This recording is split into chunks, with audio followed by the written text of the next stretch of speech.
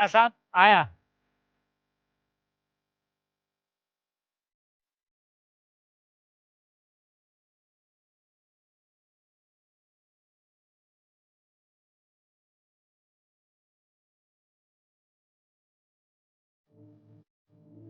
मतलब कहाँ हो यार तब से? मैं इतनी देर से हॉर्न बजाया जा रहा हूँ, अब कोई आ ही नहीं रहा। साहब बहुत गर्मी हो रही थी तो थोड़ा छाया में खड़ा था। साहब गलती हो गई। अरे अंकल, आपका दिमाग खराब है क्या? हम यहाँ पर खड़े होकर के बस हॉर्न बजाते रहे? आपका जो काम है कम से कम वो तो देख लो।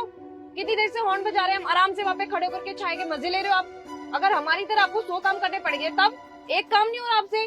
देखिए अंकल, इतना तो छोटा सा काम है आपका, सिर्फ गेट खोलने का। ये काम तो अच्छे से कर ही सकते हो आप। अपने काम पे ना ध्यान दो अंकल। अच्छा नहीं होगा अगर मैंने सोसाइटी में बोल दिया तो खामखा आपकी नौकरी चल जाएगी इस उम्र में। मैम साहब आगे से गलती नहीं होगी, ध्यान रखूंगा। ठीक है, ध्यान रखना आगे से। सॉरी साहब।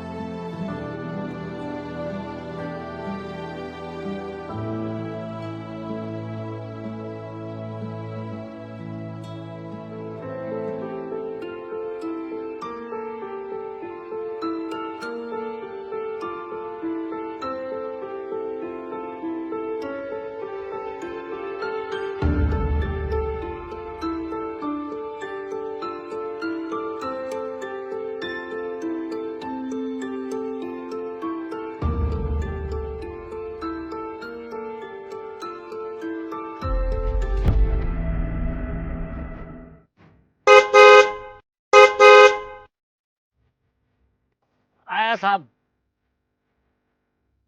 यार इन अंकल का डेली का हो गया। हॉर्न बजा करके बस गेट खुलवाते रहो, खड़े रहो पहले तो यहाँ पे 10 मिनट। वेट करो कि राजा साहब आएंगे, गेट खोलेंगे, फिर हम अंदर जाएंगे।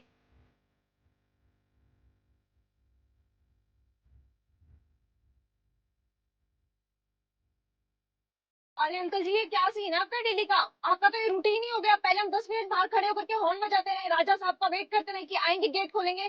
क्या हरकत है ये डेली की आप? अंकिता, क्या कोई बात नहीं अंकल जी, धन्यवाद गेट खोलने के लिए। धन्यवाद? क्या हो गया? अरे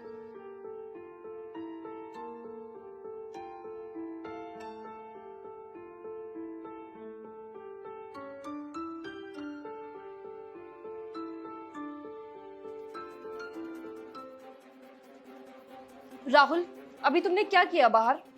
क्या मैंने क्या किया? क्या किया तुम्हें पूछना पड़ रहा है? तुम्हें याद है ना कल क्या हुआ था, और आज भी सेम चीज हुई है। वो गार्ड अंकल करते क्या है यार? हम बाहर खड़े होकर के जब तक 10 मिनट हॉर्न ना बजाते रहे ना, तब तक उनके कान में जूं नहीं रेंगती है। वो देखते तक नहीं है उस साइड की गेट पे कोई खड़ा है। हद हो गई यार, इतनी बड़ी गाड़ी नहीं दिखती उनको। कल भी यही किया था, आज भी यही किया, और तुमने मेरे को सुनाने भी नहीं दिया। ऐसे तो उन अंकल का डेली का रूटीन बन जाएगा। वो खड़े रहेंगे आराम से अपने, हम हॉर्न बजाते रहे है ना। हम उनको इस काम के पैसे देते हैं और हमारा हक है बोलना, और तुमने बोलने भी नहीं दिया यार। तुमने वहां तो मेरे को बोलने से रोक लिया, पर कोई बात नहीं, बस अब हो गया बहुत ज्यादा। अब मैं जाऊंगी सोसाइटी के ऑफिस और उनकी करूंगी कंप्लेन कि ये हमेशा ऐसे करते हैं। अभी तो 2 बार हुआ है, कल को और ऐसे करते रहेंगे। हमने ठेका थोड़ी ले रखा है उन अंकल का। जाने दो ना यार अंकिता, उनकी उम्र तो देखो यार, कितने बूढ़े हैं बेचारे, और इतनी उम्र में वो इतनी गर्मी में काम कर रहे हैं। धूप देखो यार तुम कितनी ज्यादा हो रही है। यार हम लोग तो क्या है, गाड़ी में भी हम एसी में ही घूमते हैं, घर पे आते फिर एसी ऑन कर लेते हैं। यार उनका सोचो अंकिता, उनके पास तो पंखा भी नहीं है, और ऐसे में हम उनको छाया में खड़े होने से भी मना कर देंगे तो उनकी हेल्थ पे बात आ सकती है यार, कुछ भी हो सकता है उनको। इसलिए अंकिता, मैंने तुम्हें वहां बोलने से रोक दिया था। यार उनकी हालत देखो ना, किसी को भी तरस आ जाएगा यार देखकर। हाँ राहुल, ऐसे तो मैंने सोचा ही नहीं था।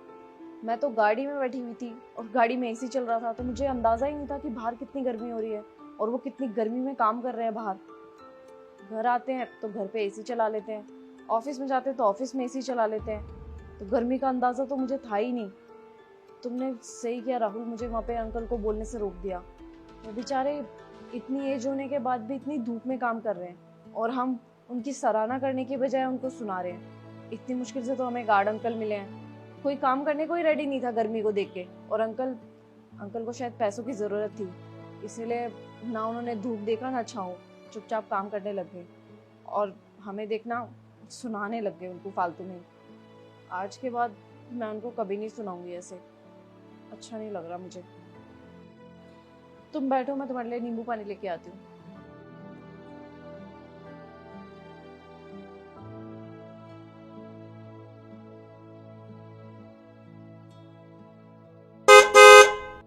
आया साहब।